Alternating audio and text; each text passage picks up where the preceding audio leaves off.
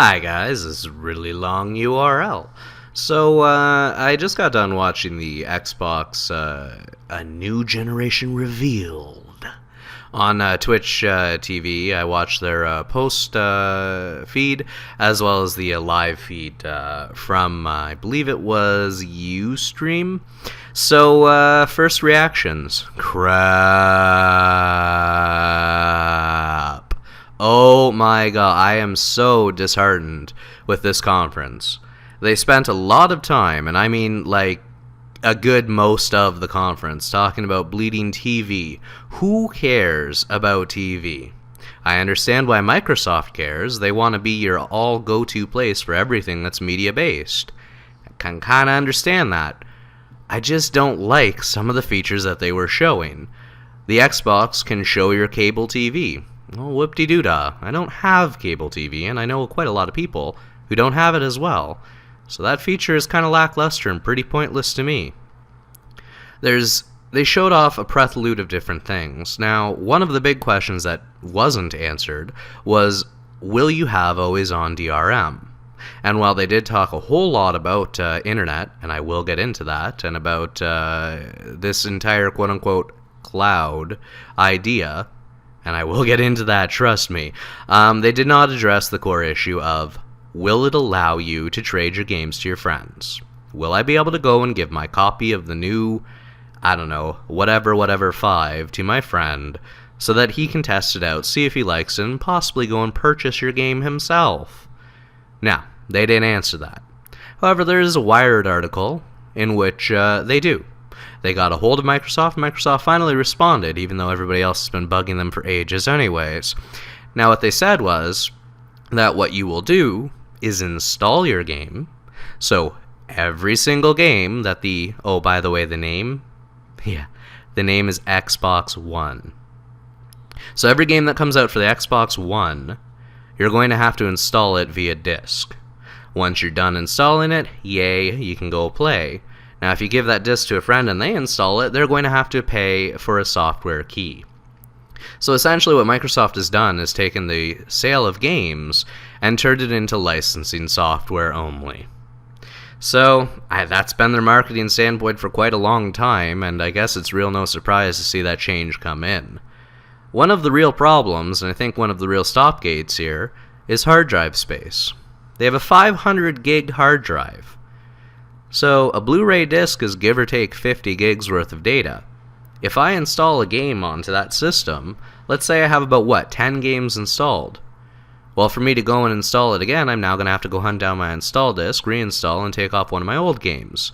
So when one of my buddies comes over and says, hey, let's play Tekken Tag Tournament 19. Well, I do have 19, but I haven't played it in forever because you're never over, buddy. So I guess I'll have to install it first. That's a huge problem. I don't want to have that. I want to be able to pop in my disc and play my game. Why am I not allowed to do that, Microsoft? I think that's just a little bit silly. On to the internet thing. When I was growing up, I didn't have the internet.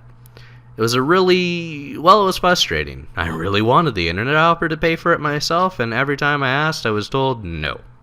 Because apparently I just couldn't handle the awesomeness that is the internet.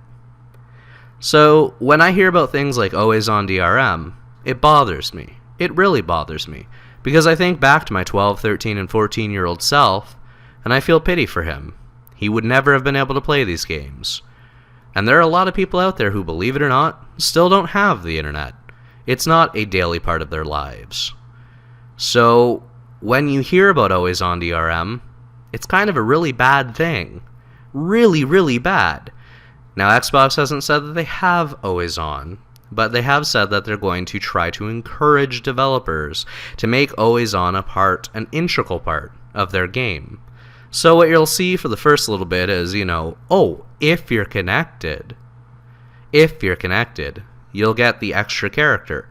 We've seen something like this in Batman Arkham City, where you couldn't get Catwoman unless you had purchased the game yourself, and then went and registered, got the code, and unlocked Catwoman's storyline.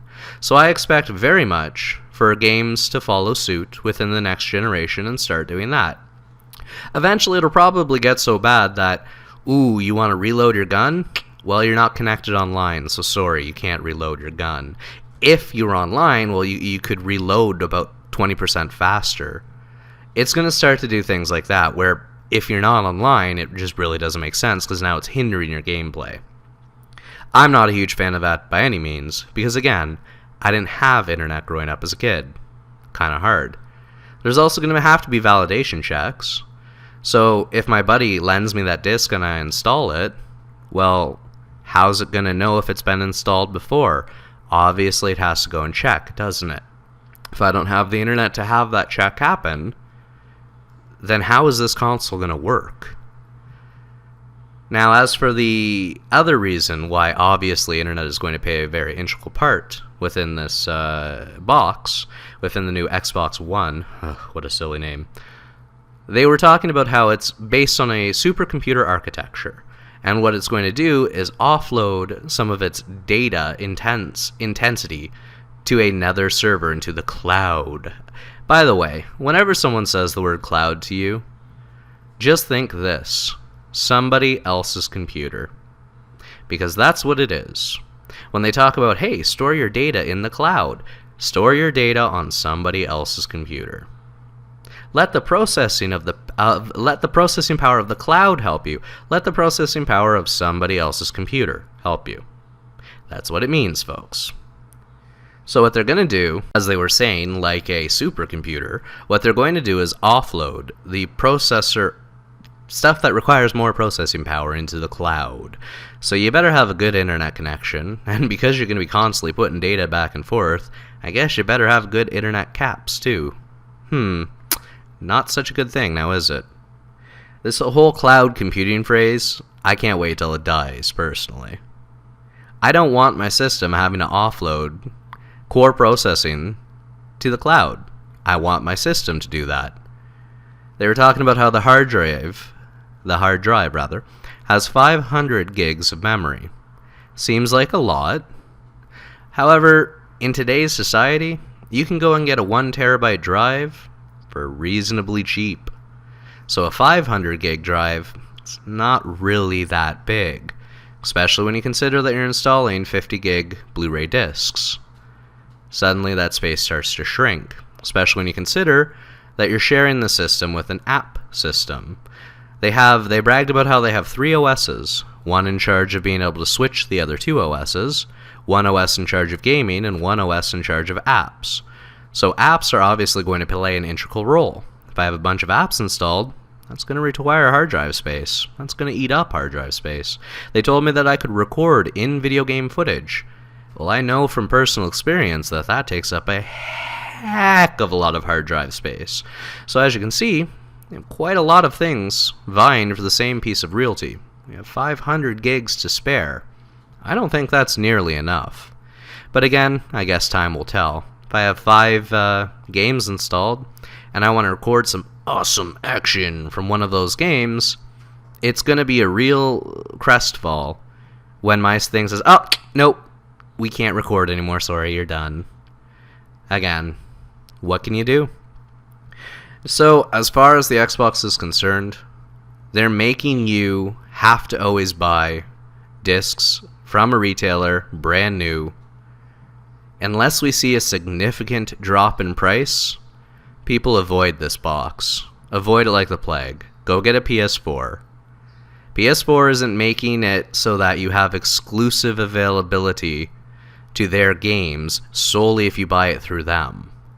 PS4 is not making it so that all of their data or some of their data or any of your data has to be connected to another computer and has to be connected to the internet.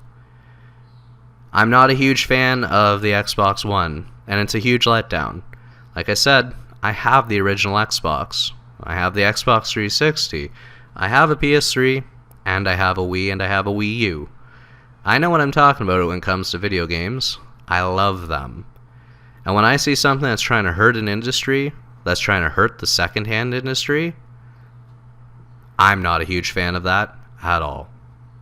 In any case, I'm ReallyLongURL. You've just been informed.